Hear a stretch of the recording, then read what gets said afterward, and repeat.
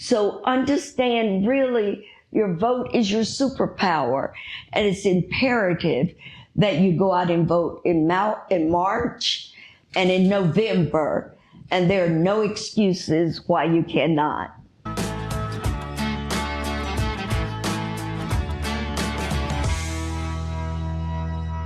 This is Dee Mullins. She is joining us from Huntsville today. Well, we're not at Huntsville, we're in Bryan College Station, but you get the point. But thank you so much for coming on this podcast to talk to us about your candidacy for District 12 of the State House of Representatives. Thank you, Welcome. Charles, and thank you, Mario, for being here and inviting me. And yes, House District 12.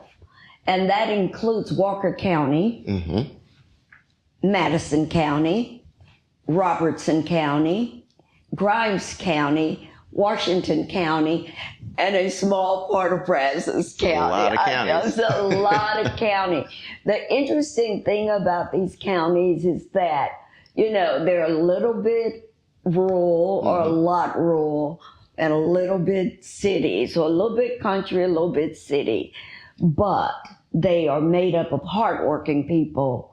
And I decided that this district needed a candidate who would serve the district, who would serve the people of the district, who was honest, who has a history of integrity and serving her community. And I thought, why not? This is a great opportunity. Yeah, and let's talk about a little bit more about your service to Huntsville, which has been your hometown your whole life for a number of years? A number of years, born, raised, Huntsville, Huntsville High School, go Hornets, went to Sam Houston, go Bearcats, and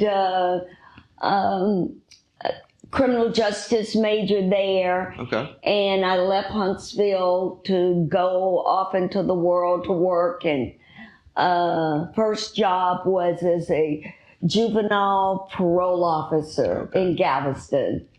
And we could do a 30-minute on my history in the criminal justice, but from there I worked at the Harris County Juvenile Probation Department. Okay. And from there I went to work for the federal courts as a federal probation officer in Houston, in Austin, and then in San Antonio. Wow. In San Antonio, it was our headquarters for the Western District of Texas. I was a training coordinator. I did some HR functions, and I retired from the federal court after 20 years of service.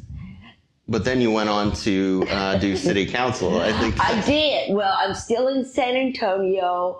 I have a husband and a son, and my husband passed away in December 2014.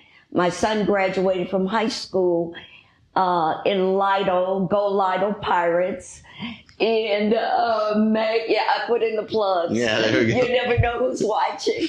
In May of 2017, and by then my father had passed, and I promised my sister, and everybody's still in Huntsville, that I would come back and help her take care of Mom. So in 2017, we moved back. I see. And my son was not happy. He spent the summer depressed and unhappy that he left his friends in Lido, Texas. But he's gotten over it. And I never anticipated that I would stay in Huntsville. Those were not my plans. But you make plans and God laughs. Wherever I live, I try to give back. So I began to volunteer. And I was on the Arts Commission with the city and realized that it was a big election coming up. And there were several seats that were open. Okay. And I filed the very last day, and I won. And this was for city council? The city council, and it was an at-large position. Wow. So I was counting on name recognition. people knew my dad, my mom. They worked in the school system. My father was a teacher, coach, principal. And once Huntsville integrated, he went over to the high school and was assistant principal there. So I was hoping name recognition and that a lot of the friends that I went to school were still in Huntsville and would support me. Mm-hmm. So I did win. I had 2 opponents. And that's a 2-year term, and I ran again in 2020. And so after 2 terms, it was, I felt I needed to do something else. Okay. And so I took a breather. Okay. And so now here we are. You're running for state office. I wanted to talk a little bit about some of the issues facing Texas and your thoughts on them. One of the biggest ones that I've tried to ask all of the candidates for your race is the just crazy growth that we are seeing in rural as well as in urban centers throughout Texas. Something like for the last number of years, it changes, but largely it's about 800 to even over 1,000 people every single day are moving to Texas. Yes. And we see it. We see it all around. We see it. Is that a good or a bad thing or both things? It's a mixed bag. Why is that? It's on city council, we were able, that was a constant issue, developers. Mm-hmm. And they come in, they buy up large pieces of land, and they want to build homes, which is good. My concern was the environment. Mm-hmm. My concern was, who are you building for? Mm-hmm. My concern was the sustainability of what you're building. Yeah. How is it going to impact your neighbors, the neighborhood, Huntsville as a whole? People move to Huntsville or College Station or wherever, and this is pre-migration Texas. Okay. People are in Huntsville, College Station, Bryan, for a certain reason. It's small, it's a college town, it's got a down-home feel. So initially I wanted to just close the gates and say, no, we're keeping Huntsville the way it is, we don't need it anymore. But that really is not a progressive, open-minded perspective, because people bring opportunities, they bring businesses, they bring growth. The key is to manage the growth. The key is, will your infrastructure support it? Do you have the drainage? Do you have the water? Sure. Do you have the sewer? Do you have enough inspectors to go out and check? And that should be, the citizens should ask, can we support this? Does the city, the county, whatever the municipality is, do you have the workforce to manage this growth? Sure. And if you don't, it's going to be a mess. Mm-hmm. If your water system is not up to par, it's going to be a mess. And so it also requires smaller communities to do some real strategic plans. Where do you want the new growth to be? Which side of town? Which side of the county? And how will the county, the city benefit by having this community? Sure. Will it address affordable housing? Will it employ 20, 30 people? What benefit will it bring to your city?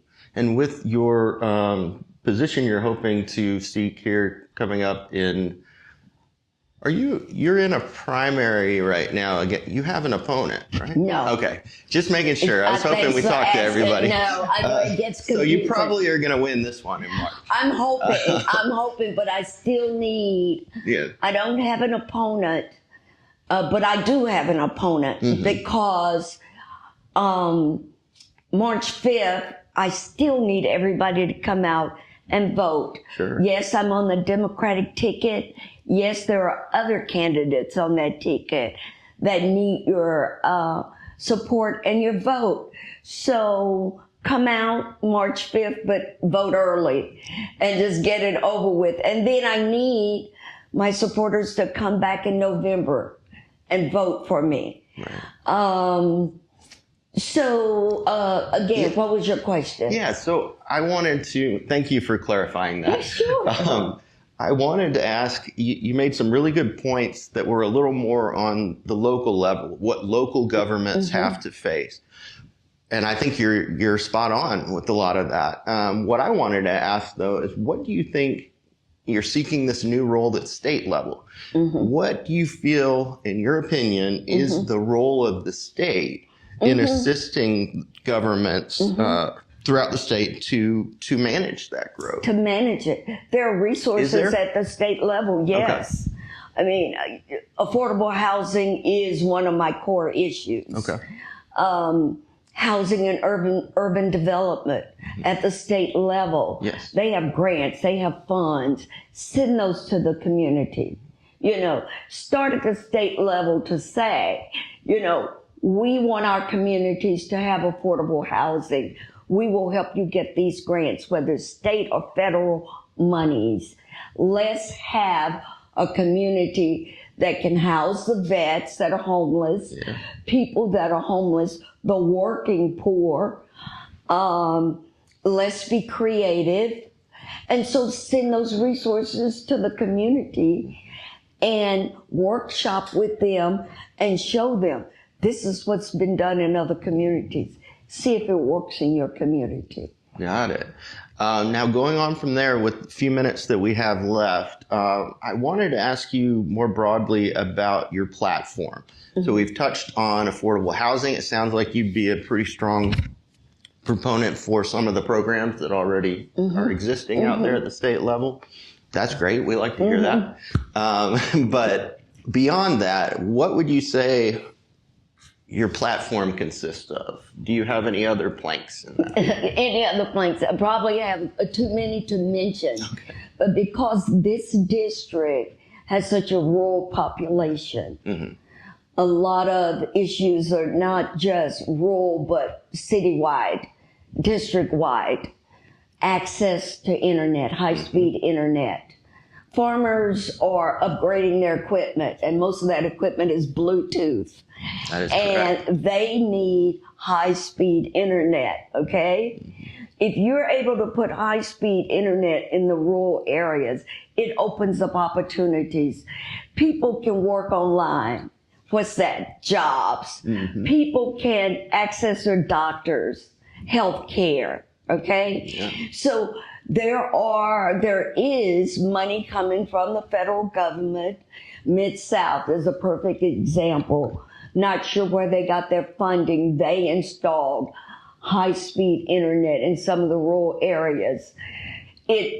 People can get cable, get decent television, and it just opens up a whole new world for people in rural areas. And so I want to see that access broaden for this district. I want to see individuals who maybe want to go to college, but they don't have the money to, say, go to A&M or Sam Houston. You can go to college online. It's true. And jobs. There's so many remote jobs. It's so many opportunities.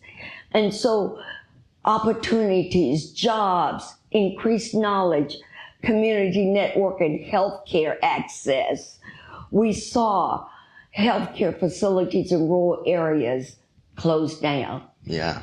Now, everyone, a 90-year-old woman may not be willing to go online, but at a community center where you have someone who can access that for her and with her, she can talk to her doctor and they can help her.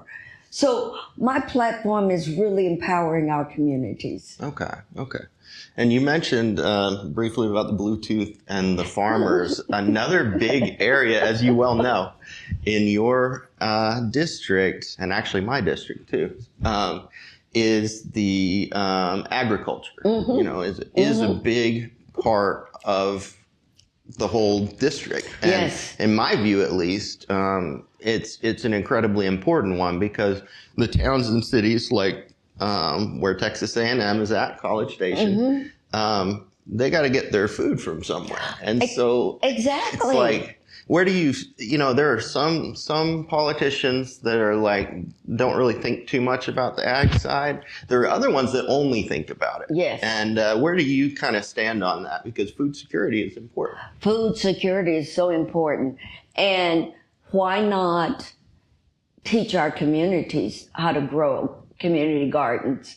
But for our big industrial farmers here in this district, why would we not support them, make sure they have everything they need? They feed us. Right. They feed us.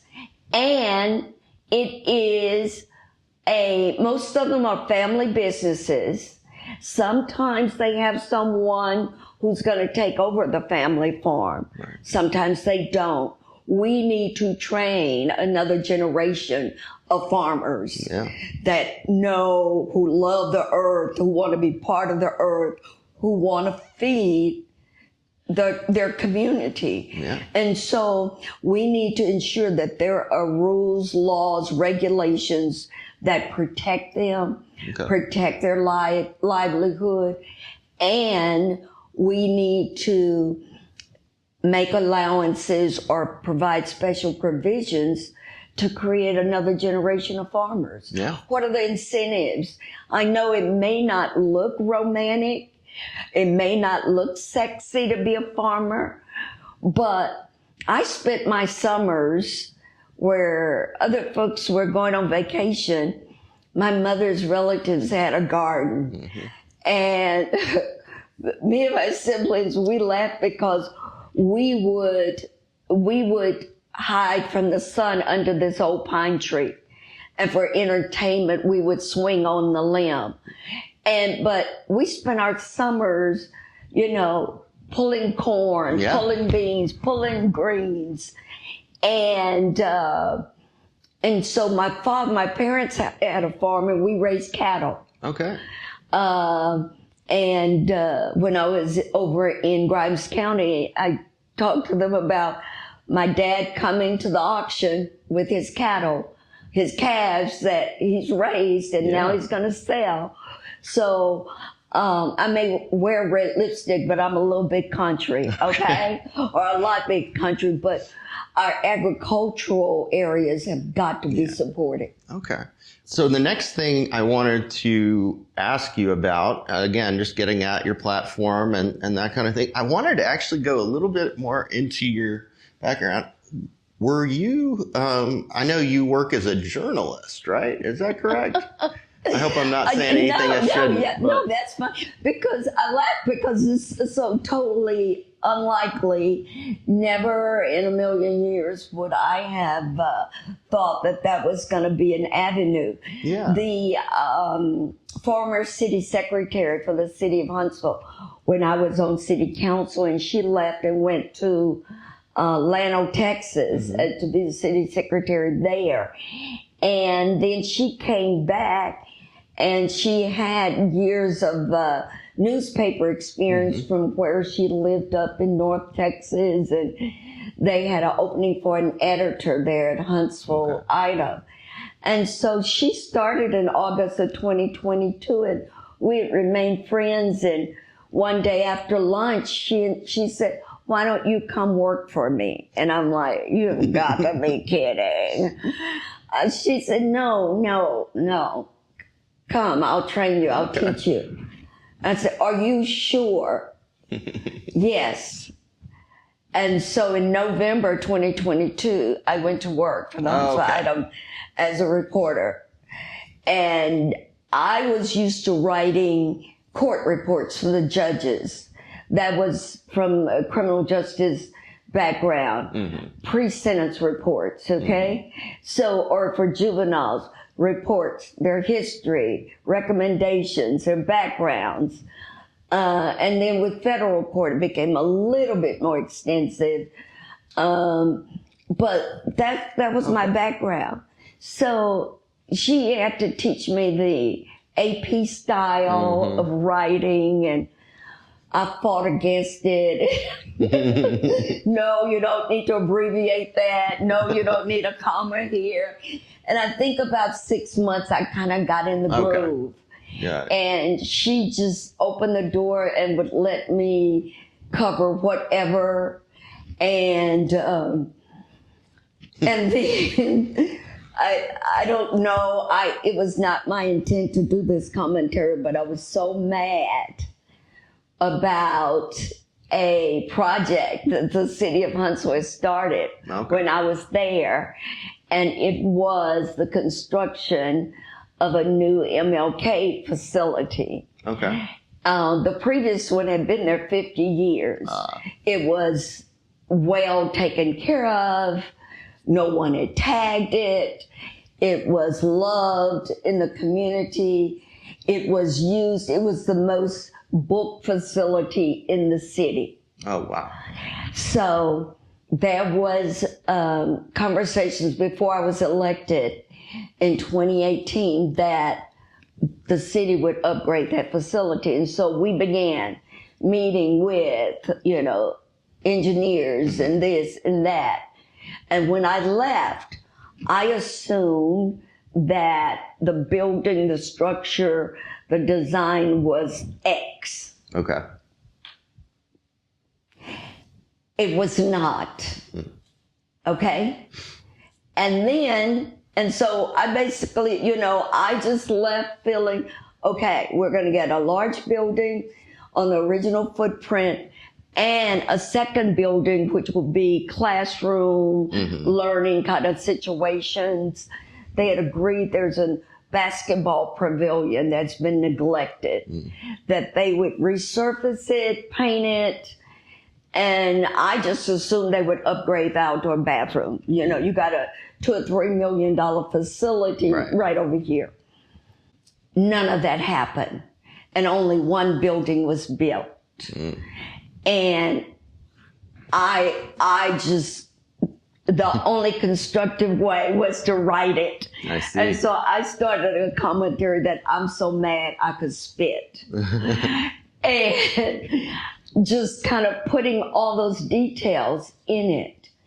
And trying to empower people that you need to know and understand and hold accountable the people you vote and put in office. Okay. And I would hope that my constituents would do the same for me. So I have 2 or 3 I'm so mad commentaries out there. You're welcome to Google them. You'll find them under D. Howard Mullins with the Huntsville item. But that was a wonderful journey. I met so many new people. But once I filed, the corporate policy was that it's a possible conflict. I see. But the editor has agreed to let me do kind of freelance work. So when I have time, I'll submit an article. Okay. Well, with the last 2 minutes or so that we have with our time, what have we missed? What do you want to talk about regarding you, your campaign, anything? Well, 2 or 3 things. Number one, I want people to be accountable and vote. I want people to understand their vote is their power, is their superpower. I want people to know that voting means whether your road will get paid. Voting means who's going to be your sheriff. So when your son or my son is arrested, you feel like you have a say in how that person is treated. I want people to understand their vote is who will be on their city council. So understand really your vote is your superpower, and it's imperative that you go out and vote in March and in November, and there are no excuses why you cannot. Very good. That's great. We're going to have to take a clip of that. But we really appreciate you coming and sitting down with us today. Thank you. And again, this has been Dee Mullins. And I don't know why that last name, I don't know. people do the same thing. They kind of roll it. Yeah. So if you don't remember Mullins, Mullins, remember Dee Howard. Dee Howard. Well, thank you so much, Dee, for coming and speaking to us today. Again, this is a Think Brazos podcast, and have a good day. Thank you.